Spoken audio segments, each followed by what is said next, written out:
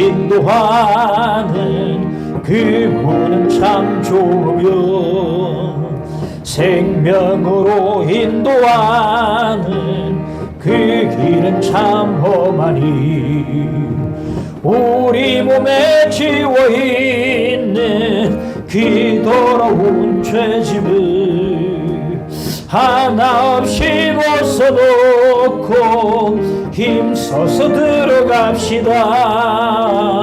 구원으로 인도하는 그 좁은 문 들어가 영생으로 인도하는 그 생명길 갑시다. 이 세상에 많은 사람 그 문으로 들어가 넓은 길로 갈지라도 멸망으로 끝나니 세상 헛된 부귀영화 모두 내어버리고 주의 말씀 순종하여 그 생명길로 갑시다. 구원으로 인도하는 그 좁은 문 들어가 영생으로 인도하는 그 생명길 갑시다. 구원의 문 열렸으니 주의 공로 힘입어 주저 말고 들어가서 생명길로 갑시다. 구원의 문 닫힌 후엔 들어가고 싶으나 한 번 닫힌 구원의 문 또 열려지지 않으리. 구원으로 인도하는 그 좁은 문 들어가 영생으로 인도하는 그 생명길 갑시다. 함께 예배를 위해서도 자신의 기도 제목 가지고 기도하고 나가겠습니다. 기도하십시다. 아버지 하나님 시에 기도드립니다. 감사합니다. 하나님 주의 하나님 이러시면 감사드립니다. 아버지 하나님 말씀하시고 주의 하나님 도와주소서. 하나님 도와주소서. 주의를 믿습니다. 하나님 믿습니다. 하나님 믿습니다. 주시고 주의 은혜 가는 마음으로 하나님을 주시고 하나님을 주시고 위관을 하나님 채워주시기를 기도를 드립니다. 하나님 너희 앞에 너희들아 인도해 주시고 하나님 말씀을 염소 듣고 주여 양치 되게 하시고 하나님 되게 하시고 인도해 주신 길 되도록 목사해 주시기도 합니다. 안심해 주시고 하나님 말씀을 듣으시고 하나님 성도들에게 하나님 말씀을 주시고 다 말씀을 듣고 내 밖에 저리 가운데 들어가도록 인도해 주시기를 기도합니다. 이걸 좋아하신 말씀을 온전히 주시고 이 시간 주께 주장해 주시기를 간절히 기도드립니다. 하나님 주여 주의로 와주셨습니다.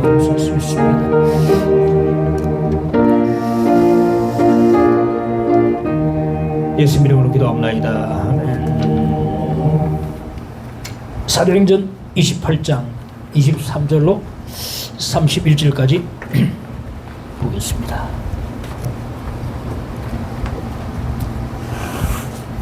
그들이 날짜를 정하고 그가 유숙하는 집에 많이 오니 바울이 아침부터 저녁까지 강문하여 하나님의 나라를 증언하고 모세의 율법과 선지자의 말을 가지고 예수에 대하여 권하더라. 그 말을 믿는 사람도 있고 믿지 아니하는 사람도 있어 서로 맞지 아니하여 흩어질 때에 바울이 한 말로 이르되 성령이 선지자 이사야를 통하여 너희 조상들에게 말씀하신 것이 옳도다 일렀으되 이 백성에게 가서 말하기를 너희가 듣기는 들어도 도무지 깨닫지 못하며 보기는 보아도 도무지 알지 못하는도다. 이 백성들의 마음이 우둔하여져서 그 귀로는 둔하게 듣고 그 눈은 감았으니 이는 눈으로 보고 귀로 듣고 마음으로 깨달아 돌아오면 내가 고쳐줄까 함이라 하였으니 그런즉 하나님의 이 구원이 이방인에게로 보내진 줄 알라. 그들은 그것을 들으리라 하더라. 바울이 온 이틀을 자기 셋집에 머물면서 자기에게 오는 사람을 다 영접하고 하나님의 나라를 전파하며 주 예수 그리스도에 관한 모든 것을 담대하게 거침없이 가르치더라. 아멘.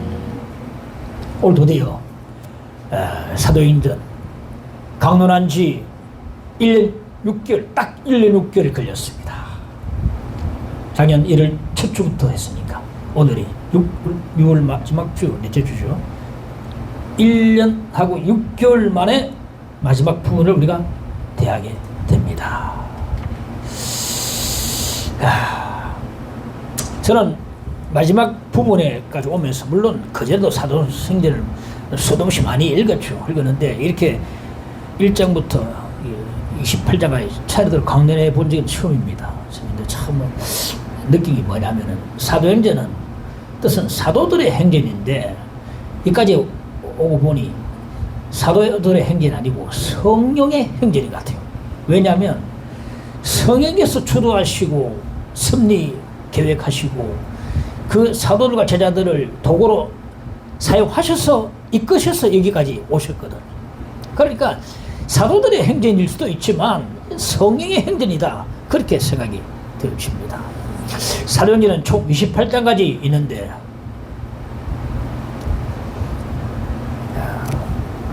긴 시간 동안에 열심히 잘 달려온 것 같습니다.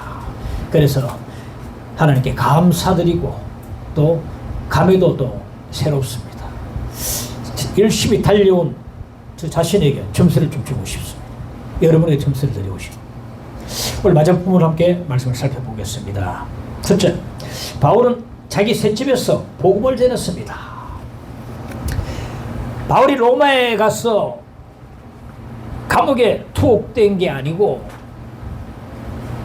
가택의 연금에 처해졌는데 아마도 바울의 돈을 가지고서 셋집을 마련하고 거기에 갇혀 있었던 것 같습니다. 바울이 돈을 내가 방을 구하고 거기 갇혀 있었다. 그래도 셋집이지만은 엄연히 감옥이에요. 왜? 밖으로 나갈 수 없습니다. 그러나 하나는 허용됐는데 사람들을 초대할 수 있는 자유는 허용되었다. 우리가 듣다시피 바울은 가이사랴 감옥에서 2년 동안 갇혀 있었어요. 또 로마에 왔어도 또 감옥에 2년, 똑같은 데서로 2년이 또 갇혀 있습니다. 당시에 로마 황제가 네로인데, 네로는요 참 악한 황제로 유명하지 않습니까? 네로는 사람을 죽이고 살리는 그 중요한 재판을 자신이 직접 재판을 했습니다. 그러다 보니까 재판이 자꾸 밀려졌어요. 그래서 바울 재판도 밀려져서 2년 동안 자기 셋집에 이렇게 꼬박 갇혀 있는 것입니다. 자꾸 밀어진 겁니다. 보니까 2년이 되고 말하죠. 먼저 여러분에게 제가 전할 말씀이 뭐냐면은 셋집이라고 해도 기죽지 말라. 쪼그라들지 말라. 셋집에 산다 해가지고 기죽지 말고 쪼그라들지 말라 이 말씀. 바울 입장에서 보면요 참 난감합니다. 인간적으로 볼 때에. 아니 가이사랴에서도 감옥에서 2년 동안 석혔는데 로마에서까지 와가지고 또 2년이 석혀란 말인가? 석는단 말인가? 나는 왜 이렇게 안 풀리노? 나는 왜 이렇게 안 풀릴까? 아니 가이사랴 2년 됐지 또 로마에서까지 와 또 2년을 또 감옥에서 석히다니, 와 나는 지독히 안 풀린다, 이렇게 생각하는 사람도 있을 수 있습니다. 근데 바울은 그렇지 않았어요.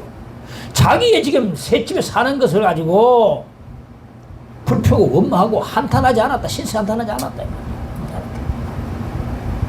그리고 내가 이제 내 집을 내가 마련하기만 하면 내가 내 뜻을 한번 내가 이루어보리라. 내 삶이 좀 풀리면 이제 내가 주의 일을 좀 해보리라, 이런 생각이 않았어요. 비록 셋집이라도, 바울이 밝히는 셋집이 감옥입니다. 감옥 같은 셋집이라도 환경이 열악해도 얼마든지 주의 일을 할 수 있고 얼마든지 큰 일도 할 수 있습니다. 셋집이라도 환경이 열악해도 나 이제 좀 잘 살면 11조 해야지. 여러분, 10,000원에 11조 못하면 100만 원에 절대 못합니다, 여러분. 그 믿음으로 하는 거거든요, 여러분. 하나님 앞에. 내 지금 뭐 수입이 없어가지고 11조 못해. 10만 원 하는데, 받는데, 10,000원 하니까 미안하고, 내가 100만 원 받으면 하겠지. 합니다. 100만 원 받아보세요. 1000만 원 해보세요. 100만 원 낼 수 있겠습니까? 천만의 말씀. 내가 수입이 많아지면 내가 하겠지. 내가 앞으로 좀 풀리면 내가 주의를 해야지. 지금요, 셋집에 있을 때에 관계 열악할 때 하지 못하면 못합니다, 지금. 셋집에 있어도 얼마든지 주의를 할 수 있고, 큰일도 할 수 있어요. 바울을 보십시오. 문이 열리기만 하면 이라면서 문을 열리기를 기다리지 않았습니다. 내가 집에 나가기만 하면 하면서 나가기를 기다리지 않았습니다. 아마 그랬다면 2년 동안 아무것도 못했을 겁니다. 다치면 다친 대로, 열리면 열린 대로 할 수 있는 일이 있어요. 바울이 뭘 했습니까? 나갈 수 없으니까 유대인들 중에 높은 사람들 다 초대해가지고 복음을 전했어요. 아, 이건 성령께서 주시는 마음이거든요. 뭘 할 수 있을까? 아, 내가 나갈 수 없으니까 불러야 되겠다. 아, 성령의 음성 듣고 불렀던 거야. 높은 사람들 다 불러가지고 말씀을 전했다 이 말입니다. 자, 지금 바울은 죄수입니다. 그리고 지금 쇠고랑을 차고 있습니다. 셋집에 갇혀 있습니다. 유대인 중에 높은 사람을 불러가지고도 쇠고랑을 차고 있어도 부끄러움이 없었고, 셋집에 갇혀 있어도 창피함을 몰랐습니다. 왜 부끄러움이 없었을까요? 철면피라서? 아닙니다. 오늘 이 본문 중에 눈에 띄는 단어가 하나 있는데 31절을 보니까 담대하게 나오거든요. 담대하게 복음을 전했어요, 그들에게. 바울은 어떻게 담대할 수 있었겠는가? 바울은 사실은 풍랑 속에서 이미 죽은 목숨이었어요. 그 유라굴라 광풍만 나가지고 죽었던 목숨입니다. 풍랑 속에서 주님 만나고 주님이 도와주셔서 겨우겨우 목숨을 건지받았던 자가 아닙니까? 그러니까 지금 삶은요, 주님이 주신 덤으로 사는 인생이거든요. 이 죽었던 목숨을 주님이 살려주시고 도와주셨으니까 뭐가 두렵겠습니까? 제 인생에 사는데, 죽었다가 살아났는데 뭐가 내가 두렵겠습니까? 담대하게 복음을 전하는 거예요. 담대하게. 내 목숨 하나 안 두렵습니다. 내가 죽었던 사람인데, 내가 제 인생 살고 있는데 덤으로 사는데 목숨을 살았던 이 살린 목숨 가지고 담대하게 전하는 거예요. 담대하게 전한다. 문이 열리기만을 기다리면 어차피 영영 열리지 않을 수 있습니다. 내가 조금만 좀 형편 풀리면 안 풀릴 수 있어요. 그게 또 은혜일 수 있습니다, 여러분. 각자 다 은혜가 다릅니다. 열리기를 마냥 기다리고 있어서는 안 됩니다. 지금 그 처지에서 기도해야 됩니다. 그리고 하나님의 일을 시도해야 됩니다. 요는 뭐냐? 가장 중요한 게 뭐냐 하면, 나는 살아계신 하나님을 만난 생생한 체험이 있는가? 나는 성령 충만과 성령의 능력을 날마다 구하고 날마다 성령의 충만과 능력을 받고 있는가 하는 것이 가장 중요한 문제가 되는 것입니다. 여러분, 기도합니까? 성령 충만 구합니까? 성령 충만 받아야 하지 않습니까? 성령의 이 충만 특권인데도 특권을 왜 안 사용합니까? 기도하면 충만 주시는데 왜 기도 안 합니까? 왜 안 구합니까? 그러니까 성령 충만 하면은 내가 지금 쇠고랑을 차고 있는 거 쇠고랑도 안 보이고, 내가 셋집에 갇혀 있는 것도 안 부끄러우고 예수만 보일 텐데, 성령 충만 안 받으니까 자꾸 비관적으로 내가 나 왜 이래 살고, 나는 왜 안 들고, 나는 왜 이렇게 자꾸 갇혀 살고, 나는 안 풀릴고, 자꾸 비관적으로 자꾸 깔려가는 것입니다. 성령 충만 받으면은 뭐가 부끄럽고 뭐가 두렵습니까? 내가 갇혀 있는 게 뭐 두렵습니까? 내가 쇠고랑을 차고 있어도 뭐가 부끄럽습니까? 바울이 그렇거든요. 안 보였어요. 담대하게 그냥 막 셋집에서도 나 셋집이 당당하게 나 셋집 산다. 나 복을 전한다. 복을 예수를 전하니까, 예수만 보이니까. 문이만 열리면 하고 기다리고 있지 말고 성령 충만을 받아야 됩니다. 그러면 아무 열악한 환경이 일할지라도 얼마든지 큰일 할 수 있고 주의 일도 할 수 있고 나설 수가 있게 되는 것입니다. 한번 따라합시다. 성령의 충만을 받자. 할렐루야. 성령 충만은요, 이건 특권입니다. 이거는 특권. 기도할 때 크게 하시고 달라고 기도하세요. 매일매일 기도해야 돼. 매일 성령 충만다. 매일매일 기도해야 돼. 어제 받고 어제 내 받았어요. 오늘 매일매일 구해야 됩니다. 그러면 성령 충만 받으면 뭐, 길거리 전도 나가는 사람들이 뭐 부끄러우면 어디 나갑니까? 성령 충만 받으니까 뭐 하나도 뭐 부끄러운 게 없으니까 막 전도지 돌리고 막 믿으러 하지 않습니까?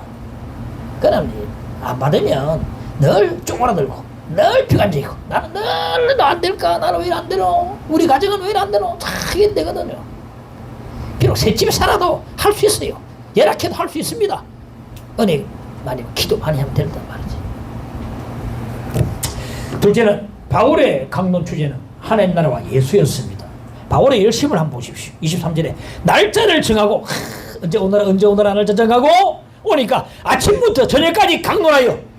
야, 아침부터 저녁까지 강론. 진짜 그 가운데 누가 밥 먹고 합시다 이런 사람 아니겠습니까? 근데 막 아침 저녁까지 강론했어요. 그러면 강론의 주제가 뭔가? 하나님의 나라를 증언하고 모세율법과 선지자의 말을 가지고 예수 되어 권하더라. 강론의 두 주제가 있는데 하나님 나라와 예수, 이게 강론 주제였다. 자, 여러분 잠시 신학을 공부해 보겠습니다. 이게 신학교입니다. 근데 아주 초보적인 거 잘 들어보시기 바랍니다. 어렵지 않습니다. 초보적용입니다. 잘 들어보세요. 자, 신학이 들어갑니다.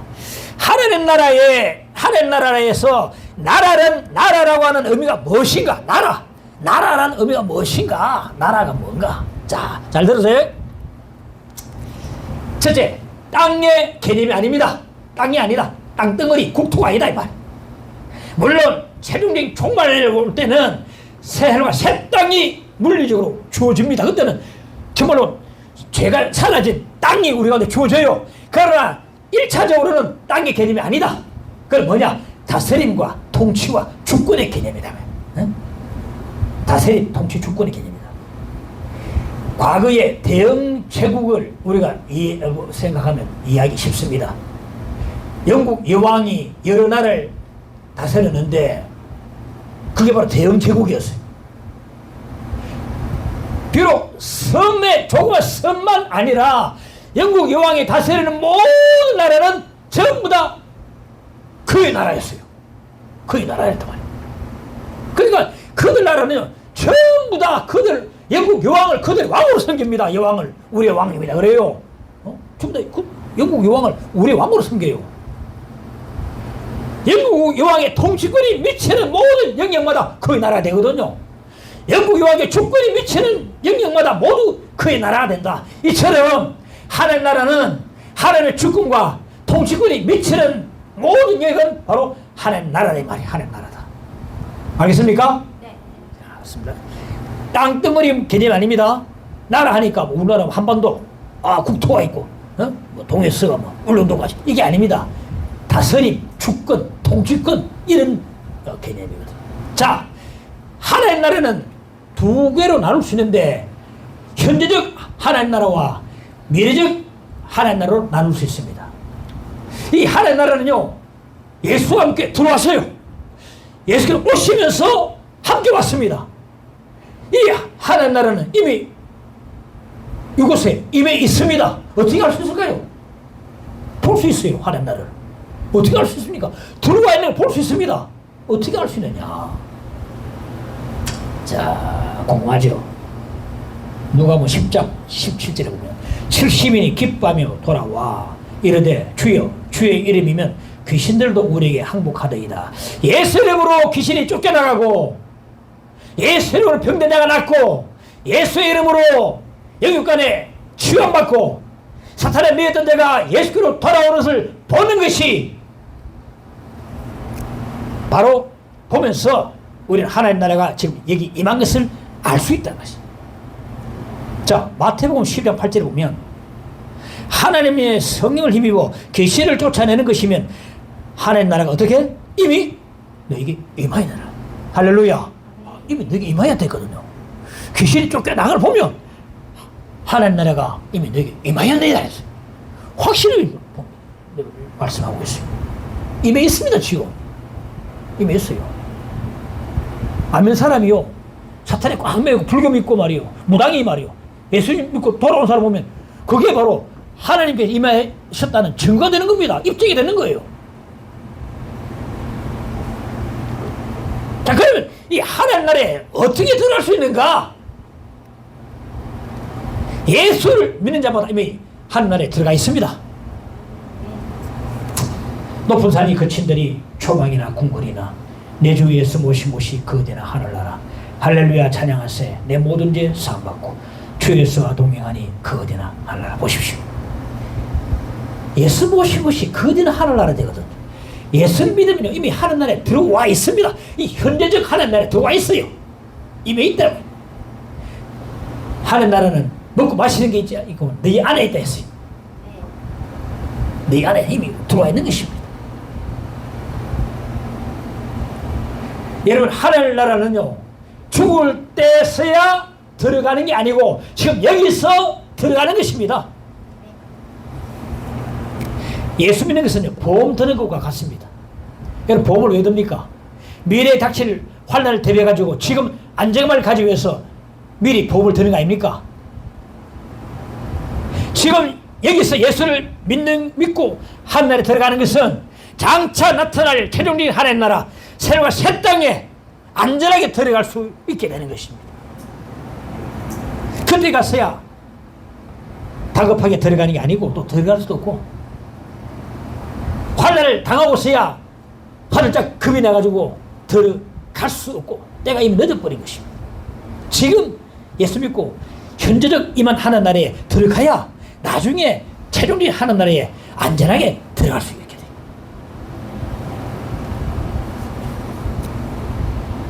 하나님 나라와 하늘나라 그리고 천국, 예수 나라 다 같은 말입니다.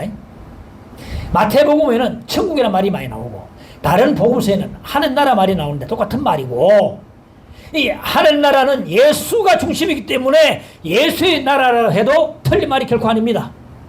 바울은 오늘요 그들을 모아놓고 하나님 나라와 예수를 전했다 합니다. 아마 틀림없이 이렇게 전했을 것입니다. 그는 모세와 선자들이 예언했던 메시아가 되신다. 사람들이 그를 몰라보고 십자가에 못 박아 죽였으나 하나님이 그를 다시 살리셨다. 예수 부활에 많은 증인들이 있다. 그분은 다메섹에서 나에게도 나타나셨다. 내가 이렇게 쇠사슬에 묶인 것은 그분이 다시 살아나셨다고 증거했기 때문에 이렇게 묶인 것이다. 그분은 다시 살아나셨다. 우리가 그토록 기다리고 기다리던 메시아가 바로 예수가 바로 그분이다. 메시아다. 이렇게 정했을 것입니다. 자, 믿는 사람도 있고 세 번째 안 믿는 사람도 있었습니다. 그들의 반응이 두 갈래로 나뉘어지는데 24절 보십시오. 그 말을 믿는 사람도 있고 믿지 않는 사람도 있다. 아니 참 그렇습니다. 좀 안타깝네요. 왜냐하면 아침부터 저녁까지 바울이 얼마나 열정적입니까? 우리 사도행전을 공부했으면 어떤 소매를 걷어붙이고 일어서가지고 막 회당에서 앉아서부터 하는데 일어서가지고 막 열정적으로 가르쳤어요. 아침부터 저녁까지 그렇게 전했으면 내 믿습니다 다 이래 말하면 좋겠는데 안 믿는 사람도 있었다는 거예요. 있었다. 안타깝습니다. 이 바울이 누굽니까? 사도고 하나님 위대한 종 아닙니까? 그래도 안 믿는 사람이 있었다. 하기야 예수님 하나님 아들인 예수님께서 사람들이 나타나셔서 그들에게 내가 너에게 이르노니 하면서 말씀을 전하셔도 안 받아들인 사람들이 대부분이었는데 그걸 보면 뭐 이해도 갑니다만 목회자가 설교를 하고요 성도들이 전도에도 똑같은 일이 벌어집니다. 받아들이는 사람도 있고 안 받아들이는 사람도 있다. 그런데 받아들이는 사람보다 안 받아들이는 사람이 훨씬 많습니다. 안 받아들이는 사람 보고 우리가 실망하지 말아야 한다. 왜? 믿는 문제는요 우리가 마음대로 할 수 없어요. 믿는 문제는요 내 마음대로 할 수 없습니다. 믿음은 하나님의 선물이거든요. 하나님께서 작정하신 자는 믿게 되어 있고, 우리는요, 믿는 것은 우리가 우리 힘으로 어쩔 수 없어요. 영생을 주시기로 작정을 된 자는 다 믿더라 했거든. 그러니까 구원은요, 우리의 머리로는 도저히 이해에 불과한 것입니다. 왜냐면요, 구원에 있어서 100% 하나님의 주권이고 동시에 100% 인간의 책임이기 때문에. 그 말이 됩니까? 우리 머리는 이해 안 되죠. 100% 하나님 주권, 다시 말해서 하나님이 작정하신 한 어떻게든지 믿게 되지만 그 내가 또 믿어야 되는 거예요. 내가. 그래서 우리 전도할 때 예수를 믿으라 하지 않습니까? 주 예수를 믿으라. 그리하면 너와 내 집에 구원을 받으리라. 또 믿어야 되는 거예요. 분명히 하나님 얘기하신 분은 사람은 믿게 되지만 그러면 내가 믿어야 한다. 우리가 모르기 때문에, 작정된 자가 누군지 모르기 때문에 전도하는 겁니다. 누가 구원받을 자인지 모르기 때문에 이 사람 저는 다 전도해보는 거 아닙니까? 우리가 할 게 여기까지고, 그 다음 하나님 몫이고요. 또 받아들이고 말고는 그들의, 사람들의 자유고 책임이 되는 것입니다. 그들에게 달려있지만은 그 결과는 차이가 하늘과 땅만큼 매우 큰 차이가 납니다. 예수 믿으면 영생이고 안 믿으면 영벌에 처하기 때문에 그 조그만 일에 달려있는데 믿고 안 믿고 그 문제에서 나중에 크게 벌어져 버려요. 엄청나게 막 그리가면 뭐 전혀 막 날짜 믿도록. 사도 바울은 안 믿고 돌아가는 사람들 향해서 구약 이사야 선지자 말씀을 그들에게 전했습니다.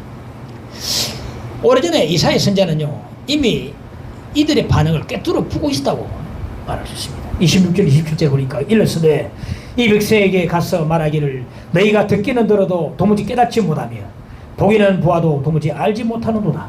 이 백성들의 마음이 우둔하여져서 그 귀는 둔하게 듣고 그 눈은 감았으니. 이스라엘 백성들이 참 얼마나 미련합니까? 보세요. 그들의 조상이에요.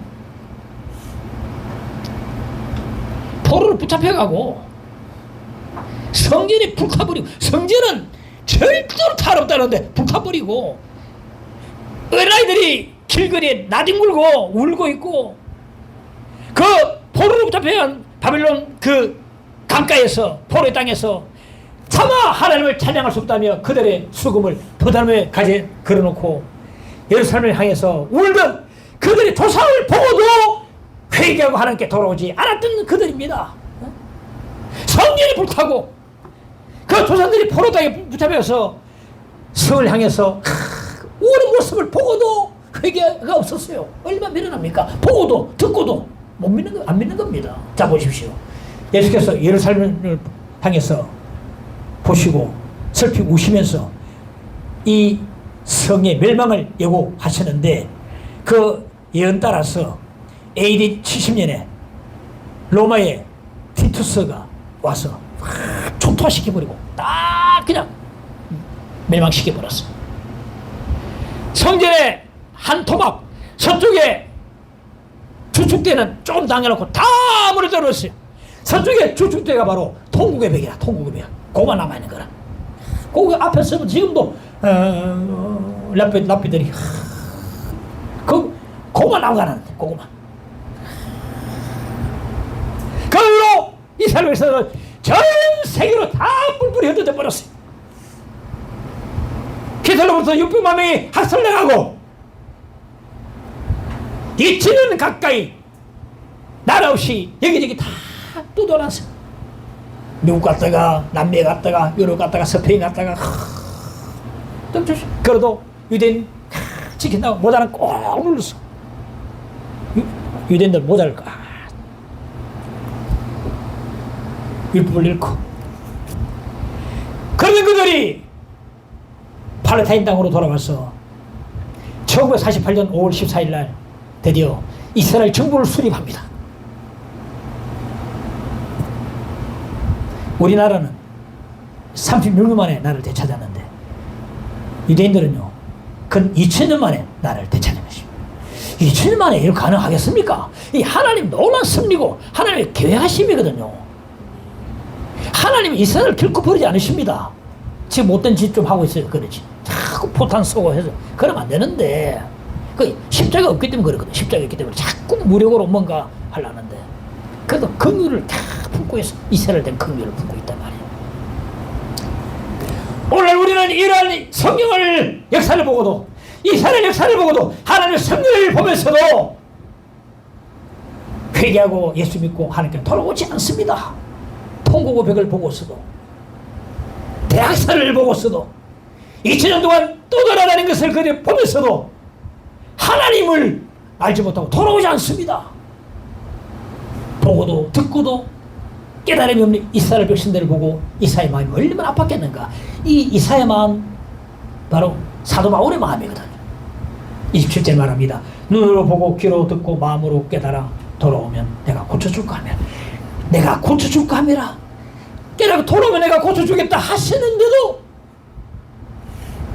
받아들이지 않고 흩어지는 그들을 보면서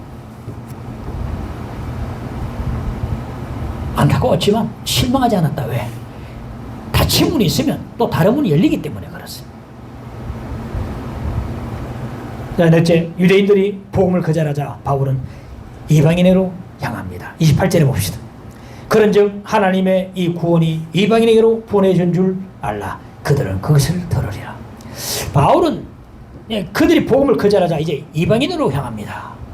뭐라 말씀합니까? 그들은 그것을 들으리라. 저는 이 말씀에 굉장히 무상하다고 많이 받았어요. 그들은 그것을 들으리라. 안 들으면요 드는 쪽으로 가게 되어 있습니다. 물이요 흐르던 물이 막히면 뚫린 쪽으로 흐르듯이 복으로 막히면 열린 쪽으로 가게 되어 있거든요. 설교도 그래. 설교도 자 지금 설교하고 있습니다. 설교하다가 좋은 사람이나 딴짓 하는 사람을 보게 되면 자연스럽게 고개를 돌려가지고 잘 듣는 사람을 보고 설교하게 되겠어요. 자, 우리 우리 김신실 자매다. 나를 쳐다보는 사람 보고 계속 자꾸 이야기하고 싶은 거예요. 뒤통수 보고 누가 하고 싶겠습니까? 안 그렇습니까? 자는 사람 보고 누가 이야기하고 싶겠습니까? 보는 사람은 막 아이 컨택트 일어나야 자꾸 이야기가 설득이 되고 또 고개 끄덕여야 이해하고 있구나. 그러니까 그들은 그것을 들으리라. 듣는 사람들로 가게 돼 있어요. 그런데 복음이 이방인으로 갔다는 이 사실이 바로 하나님의 구원 계획이 여기 있는 것입니다. 한 번은 바울이 비시대 안디옥에서 복음을 전했는데 많은 이방인들이 몰려들자 이방인들이 그걸 보고 시기해가지고 바울을 비방하고 박해했는데요. 그 유대인들 향해서 바울이 이렇게 말했습니다. 하나님의 말씀을 마땅히 먼저 너희에게 전할 것이로되 너희가 그것을 버리고 영생을 얻기에 합당하지 않은 자로 자처하기로 우리가 이방인에게로 향하노라. 이방인에게로 향하노라. 너희가 차버리니까 이방인에게로 가겠단 말이거든. 뭐 고문과 연결되는 말씀이 되겠습니다. 유대인들이 복음을 거절하고 그들이 거절한 복음이 이방인에게로 가는 것은 하나님의 섭리고 구원의 신비고 하나님의 구원 계획이라고 할 수 있습니다. 우리가 로마서 강의도 전에 들었지만 로마서 11장에 잘 나와 있습니다. 유대인들이 거절한 복음이 이방인으로 향하는 궁극적인 목적이 뭐냐? 이방인들이 구원받는 것을 유대인들이 보고 그들의 마음에 시기심을 불러일으켜서 결국 그들도 유대인들도 구원받게 하게끔 하는 것이 하나의 목적이거든요. 결국 그들도 시기가 일어나죠. 와, 이 원래 예수는 유대 우리 사람인데 복음도 우리 건데 하나님 우리가 믿는 하나님인데 시기심이 나가지고 믿더라 이 말이야. 지금 미국 사회 속에 속해 있는 유대인들이 살아가는 살아남는 한 가지 방법이 있습니다. 뭐냐면은 그들도 예수 믿고 그리스도인이 되는 것입니다. 아니 다른 사람이 예수 믿는 보고 시기심이 나가지고 그들도 예수를 믿는 것입니다. 미국 내에 유대인으로서 그리스도인이 된 사람들이 모이는 모임이 있고 그들의 모임에 사람 자꾸 수가 불어난다고 합니다. 그러니까 미국은 기독교 국가는 아니지만 공식적으로 기독교 국가인데 사실은 거기 살아나면 기독교인이 돼야 되니까 예수 믿고 그리스도인이 되는 것이 이 사회에 가장 적응력이 빠르다는 거죠. 그러니까 유대인으로서 예수 믿는 사람들이 많이 지금 늘어나고 있다는 것을 제가 들었습니다. 여러분 보십시오. 내가 복음을 거절하면 이 거절한 복음이 다른 사람을 넘어가 버리고 합니다. 받아들이는 쪽으로 가고 마는 것입니다. 그들은 그것을 들으리라. 따라합시다. 그들은 그것을 들으리라. 그러니까 설교도 그래도요, 듣는 쪽 흘러가지 안 듣는 사람은 흘러가겠습니까? 물도 그런데 나의 눈을 맞추고 자꾸 뭔가 이해를 하려고 그러고 자꾸만 길을 쫑긋 세우고 할 때에 너희 눈은 보므로 복이 있고 너희 귀는 들음으로 복이 있다. 그렇게 눈을 좀 맞추고 길을 쫑긋 걸을 때에 그리고 말씀을 전할 때에 그들에게 말씀이 은혜가 흘러가는 거지. 근데 뭐 뒤통수 누가 말하고 싶겠어요? 누가 이렇게 고개 숙이고 누가 이게 자는 사람 말해도 되겠습니까? 그러니까 우리가 대화할 때 보면요, 일반적으로 대화할 때도 보면 다른 대화 앞에 하는데 다른 데 보는 사람이 있어요. 그건 큰 실례입니다. 앞에 말합니다. 근데 다른 데 보고 있어요. 다음 말 생각하는 건지. 그건 실례입니다. 어떤 사람은요, 눈을 못 마주쳐요. 뭔가 상처가 있습니다. 그러면 다른 눈을 마주쳐야 뭐 이야기 되는데, 설교도 그렇습니다. 눈과 눈이 마주 아이 컨택트가 일어나야 뭐 찌릿 오게 되고, 그 다음에 은혜가 팍 오게 되고 그래 되는 거거든요. 그들은 그것을 들으리라. 듣는 쪽으로 은혜도 다 가고 말씀도 다 가고 능력도 다 임하게 믿음도 다 흘러가게 되겠습니다. 그들은 그것을 들으리라. 꼭 이 말씀에 뭐가 필이 확 찔리면서 전율이 왔습니다. 그들은 그것을 들으리라. 그러니까 이방인으로 가버리죠. 듣는 사람한테 가는 거죠. 마지막으로 사도행전 29장은 우리가 써내려가야 합니다. 유대인들이 거절한 복음이 이방인으로 향했는데 그 이동 경로를 한번 살펴봅시다. 예루살렘에서 복음이 시작됐어요. 자, 우리 주님께서 말씀하셨죠. 사도행전 2장 1장 8절에 성령이 너희에게 임하시고 권능받고 예루살렘과 온 유대와 사마리아와 딴 것까지 증인이 그대로입니다. 예루살렘에서 복음이 시작돼가지고 온 유대로 사마리아로 로마로 들어갔어요. 로마 끝이 아닙니다. 로마에서 유럽 대륙으로, 유럽 대륙에서 영국으로, 영국에서 이 복음의 메이플라워에 실려서 미국 신대륙으로, 그 다음에 그 복음이 지금 우리나라에까지 이동을 하게 된 것입니다. 이걸 선교학적으로 말해서 복음의 서진대라고 말해요. 복음은 항상 서쪽으로 돌아요. 서쪽으로. 지금 우리나라 서쪽이 어디 있습니까? 뭐가 있습니까? 우리나라 중국이 있고 인도가 있고 이슬람권이 있고 뭐가 있습니까? 맨 끝에 이스라엘이 있어요. 이스라엘. 사도행전은 28장으로 끝나는데 왜 사도행전 29장이라고 합니까? 자, 오늘 설교를 제목을 사도행전 29장으로 잡았는데 왜 그렇게 말했겠어요? 자, 31절에 보면 하나님의 나라를 전파하며 주 예수 그리스도에 관한 모든 것을 담대하게 거침없이 가르치니라. 이 본문의 말씀을 과거 개역 한글 성경은 이렇게 번역했습니다. 담대히 하나님 나라를 전파하며 주 예수 그리스도께 관한 것을 가르치되 그 많은 사람이 없더라. 오늘 본문의 거침없이를 개역 한글 성경은 그 많은 사람이 없다라고 번역을 해놨어요. 성경 신학자들은요, 사도행전 마지막을 오픈 엔딩이라고 말했어요. 오픈 엔딩. 오픈 엔딩이 뭡니까? 이거로 끝이 아니고 계속 이어진다는 말이거든요. 복음이 바울을 통해서 로마에 들어왔습니다. 그러나 예수께서 말씀하신 땅끝이 로마가 아닐 겁니다. 이 로마에 들어간 복음이요, 거침없이 많은 사람 없이 그 많은 사람 없이 계속해서 땅끝까지 향해서 계속 전해지고 왔습니다. 땅끝이 어디라고 했습니까? 예루살렘이 땅끝이다. 참 희한합니다.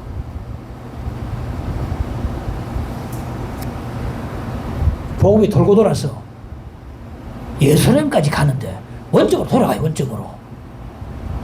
유대인들의 구원이 마지막입니다. 여러분, 이 역사를 봐야 됩니다. 가장 믿기 힘든 사람이 유대인들이야. 누가 예수님을 자기 동족 예수님을 그냥 처벌해버렸어. 추방해버렸어. 지금은요, 유대인들 가운데 보면 예수 믿는 사람이 개인적으로 많이 생기고 있어요. 근데 공개적으로 말하면 추출당합니다. 출교당합니다. 은밀하게 막 지금 전달되고 있어요. 누룩이 계자씨가 퍼진 것처럼 착 퍼져나가는 거예요. 유대인들의 구원이 마지막이다. 땅끝은 이스라엘 예루살렘이다. 예루살렘에서 시작했고 예루살렘에서 끝나는 것입니다. 지금요, 우리나라 선교사들이 미국보다 더 많이 나가 있습니다. 어디만 나가지고 아십니까? 이스라엘권, 이스라엘권 얼마나 어렵습니까? 잘못하면 못 보겠다가 보는데 참수당했더라. 그보다 더 어려운 곳이 이스라엘 예루살렘이라. 근데 이를 갑니다. 왜? 유럽의 그리스도인들 때문에 박해받았다 이거예요. 옛날에. 땅끝이 예루살렘이다 여러분. 이걸 보면서 참 성경의 진리는 희한하다. 정말 희한하다. 땅끝이 어딜까? 예루살렘 땅끝이에요 여러분. 땅끝이다. 사도행전 28장까지는 사도들이 썼다면 사도행전 29장은 오늘날 저와 여러분이 지금은 서내려가야 하는 것입니다. 우리는 지금 다원주의 시대에 살고 있습니다. 신은 하나인데 가는 길만 다를 뿐이다 말합니다. 모든 종교는 같은 신을 찾고 있다고 말합니다. 과연 그렇겠습니까? 오늘날 종교시장에는 온갖 종류의 예수가 지금 진열되어 있어요. 도둑꾼자 예수, 민족주의 예수, 자유주의 예수, 자본주의 예수, 민주주의 예수, 민중의 예수, 가설선 예수, 인본주의 예수, 다 전부 다 다른 예수들이 다른 예수들. 오직 우리를 위해 십자가에 못 박혀 죽으시고 다시 살아나신 예수님만이 진짜 예수님을 믿으시기 바랍니다. 그건 진짜 예수다. 그 예수를 전해야 되는 것입니다. 피 묻은 예수, 피 묻은 십자가를 전해야 되는 것이에요. 구원의 예수. 다운주의라 해가지고 두려워하고 피해서는 안 됩니다. 오히려요, 복음을 전할 수 있는 더 좋은 기회일 줄 모르겠어요. 왜냐하면 다운주의는 길이었거든요. 여기도 길이고 저기도 길이고 여기도 길이고 불교도 뭐 전부 다 길이 있다. 답답하고 길이 없어요. 진짜 길을 제시하지 못합니다. 이 다운주의로는 해답이 없습니다. 이 다운주의 세계 속에서도 오직 예수만의 길이요 진리요 생명이 되기 때문에 복음에 전할 수 있는 유일한 길이 될 수 있는 것입니다. 구원을 받을 만한 이름을 예수 외에 다른 이름을 준 적이 없다고 말했습니다. 그러므로 다운주의 세계에서도요, 힘들다. 이제 진짜 전도가 힘들다 하지만 어디 보면요, 이들은요 찾고 있어요. 잘못 찾은 겁니다. 오직 예수, 오직 예수께서 길이요 진리요 생명이 되시는 예수만이 진짜 길임을 알고 발견한다면은 오히려 복음이요 절호의 기회, 이 다운주의 세계에서도 절호의 기회가 된다 이것입니다. 전도할 절호의 기회 된다. 발견한다면은 끌려오지 않겠습니까? 사교회는 지금도 쓰여지고 있습니다. 예수 복음 열정에 불붙은 사람을 위해서 지금도 쓰여지고 있습니다. 딴 것까지 쓰여질 것입니다. 사도행전 29장은 저와 여러분을 통해서 앞으로 계속 쓰여질 것입니다. 우리가 이스라엘권에 나가지 못하고 해외 나가지 못한다 할지라도 땅끝 주미가 또 우리 주변에 들 수 있어요. 참 완악하게 복음을 방해하고 막고 절대로 받아들이지 않을 것 같은 사람, 영적인 의미 땅끝입니다. 사도행전 29장은 우리가 서 내려가야 합니다. 그럴 때 땅끝까지 갔을 때 드디어 완성이, 사도행전이 완성이 될 것입니다. 말씀의 오늘 의미를 잡을 수 있기를 바랍니다. 한번 찬양합시다. 502장 빛의 사자들이여 찬양합시다.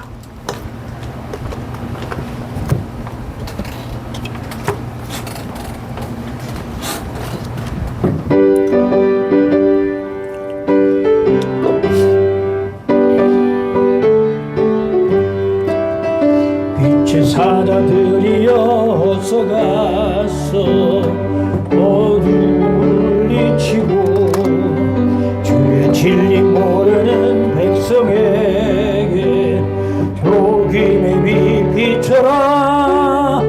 빛의 사자들이여 복음의 빛 비춰라. 죄로운 마음 밝게 비춰라. 빛의 사자들이여 선한 사역 위하여 힘을 내라. 주 함께 하시겠는 대신 사랑을 전파하며 복음의 빛 비춰라. 빛의 사자들이여 복음의 빛 비춰라. 죄로운 마음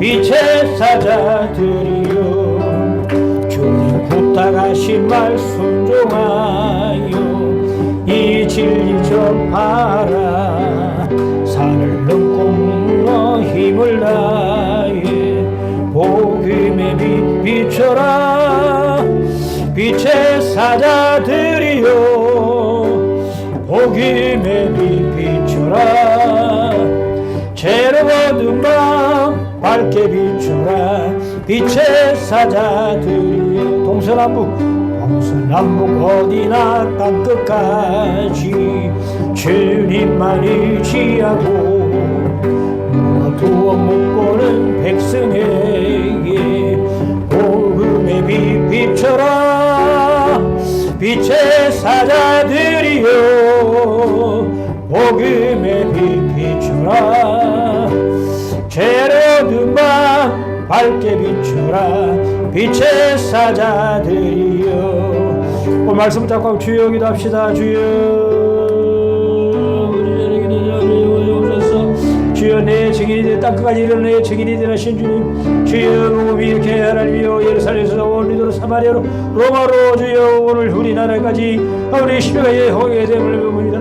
주여 이제 하나님 사랑이 주거를 우리 옆에 복음으로써 내려가도록 인도하여 주시오. 주여 하나님이여 땅끝까지 이르러 주의 증인이 되도록 하나님께서 인도하시기를 간절히 원하옵나이다. 하나님과 예수를 살리는 일을 감사드립니다. 주여 하나님을 주시고 하나님 이제 우리가 복음을 가지고 예수 이름으로 주여 나가게 하시고 주여 이 시간을 하여서 내려가는 열심히 가지도록 인도하시기를 간절히 원하옵나이다. 함께 오시를 주시옵소서. 우리가 복음을 비춰주시고 내가 하나님 말씀을 증거하시는 하나님 너의 시오를 하나님의 시오를 하나님 주의 말씀을 주소서. 주의 하나님의 시옵소서. 주의 하나님의 시옵소서. 하나님의 시옵소서. 주의